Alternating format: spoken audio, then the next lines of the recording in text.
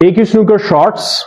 TikTok video और Facebook reel और Insta reel के लिए वीडियो आपके लिए मैं लेकर आया हूं। और बहुत से लड़के मुझे जब मेरे पास स्टूडेंट्स आते हैं प्रैक्टिस करने के लिए, वो प्रॉब्लम में होते हैं कि सर